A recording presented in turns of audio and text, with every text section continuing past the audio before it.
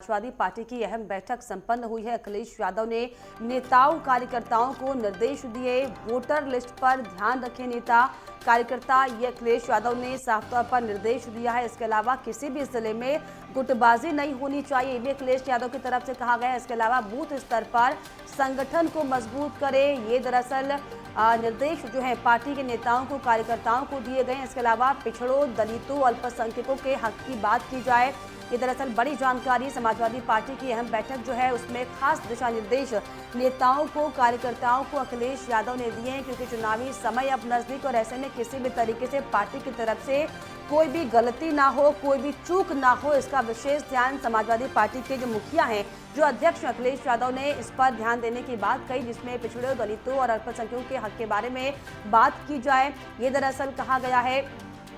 तो ये बड़ी जानकारी आपको बता दें कि अखिलेश यादव ने नेताओं कार्यकर्ताओं को जो है निर्देश दिए हैं, वोटर लिस्ट पर ध्यान रखें नेता कार्यकर्ता और किसी भी जिले में गुटबाजी नहीं होनी चाहिए।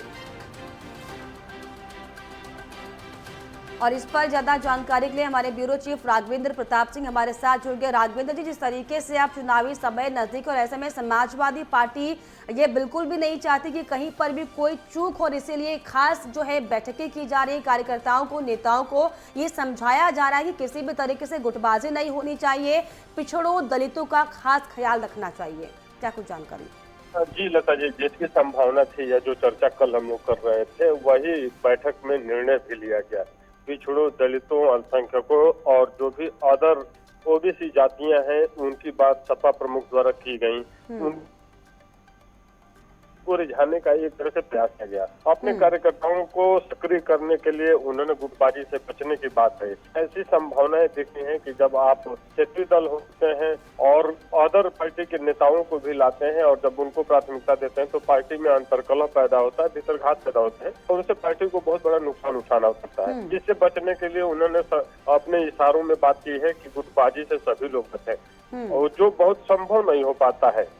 गुटबाजी से बचने के लिए जब तक आप अपने नेताओं को प्राथमिकता नहीं देंगे तब तक गुटबाजी रोक नहीं पाएंगे।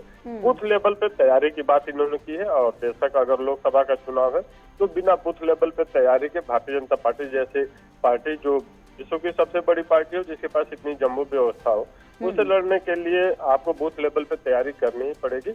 उस स्तर पे देखा जाए तो इनकी जो कल की मीटिंग थी एक तरह से सही दिशा में थी। बिल्कुल, जिस तरीके से राघवेंद्र जी तमाम बैठकें की जा रही हैं, मीटिंग की जा रही, नेताओं और कार्यकर्ताओं को समझाया जा रहा है, लेकिन ऐसे में क्योंकि मिशन 80 का जो फॉर्मूला है ये समाजवादी पार्टी भी लेकर चली, लेकिन ऐसे में क्या भूमिका आप इस आगामी चुनाव को लेकर जो तैयारी समाजवादी पार्टी कर रही है देख पा रहे हैं समाजवादी पार्टी की तरफ से?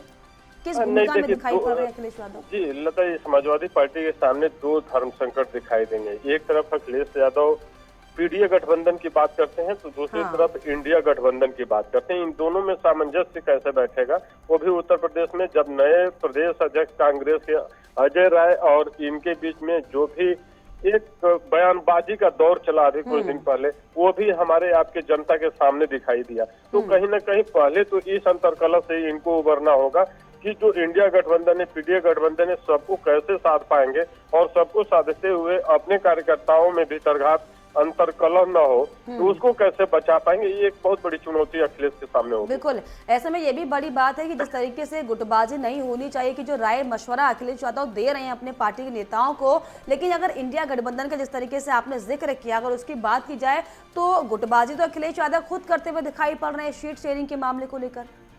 बेशक वो बार बार लता जी यही दोहरा रहे हैं कि उत्तर प्रदेश में हम सबसे बड़ी पार्टी हैं, हम सर्वाधिक सीटों पे लड़ेंगे। अगर 65 सीटों पे वो ऐलान कर दिए हैं तो आप बताइए, इंडिया गठबंधन, पीडीए गठबंधन के लिए अगर आप 15 सीटें छोड़ते हैं तो क्या वो सेटिस्फाइड होंगे? क्या कांग्रेस पार्टी जो राष्ट्रीय पार्टी है और भारत में जिसका इतना बड़ा जनाधार है, जो मुख्य विपक्षी पार्टी है, वो क्या 2-4 सीटों पे समझौता करने के लिए तैयार होगी? वाली बात होगी राघवेंद्र जी कि जिस तरीके से गुटबाजी का ज्ञान जो अखिलेश यादव दे रहे हैं, क्या वो कॉम्प्रोमाइज कर पाएंगे? फिलहाल बहुत शुक्रिया आपका तमाम जानकारियों के लिए, तमाम बातचीत के लिए।